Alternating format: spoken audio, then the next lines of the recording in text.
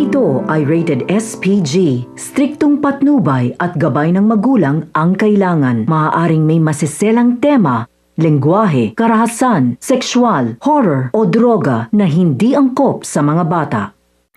Nagalit nga itong si Greg Torrecampo matapos nga niyang malaman na inaaway nga ni Edward. At nitong si Thea, ang pamilya nitong si Paulo.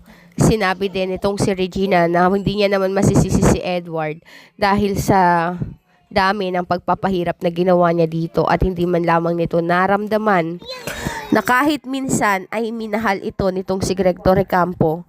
Ngunit nang marinig iyon ni Greg, ay dito na nga siya nagrason. Sinabi niya na paano naman daw niya magagawang mahalin itong si Edward kung sa tuwing titignan niya itong si Regina ay maaalala niya ang panlulokong ginawa nito sa kanya.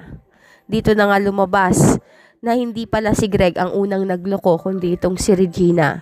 Na kaya lang nagawa ni Greg na lokohin itong si Regina ay sa kadahilanan nga na marami itong ginawang panloloko sa kanya, na halos hindi niya na mabilang ang mga lalaking dumaan dito.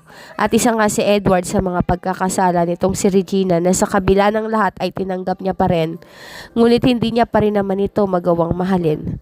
Samantala, nangako naman itong si Edward na pagbabayaran nitong si Marge at itong si Paulo ang lahat ng mga kasalanan nito sa kanya. At isa nga sa mga gumawa nitong paraan para makapaghiganti siya ay ang kaibigan mismo, itong si Regina, na siyang kalaban ni Paulo sa loob ng kumpanya.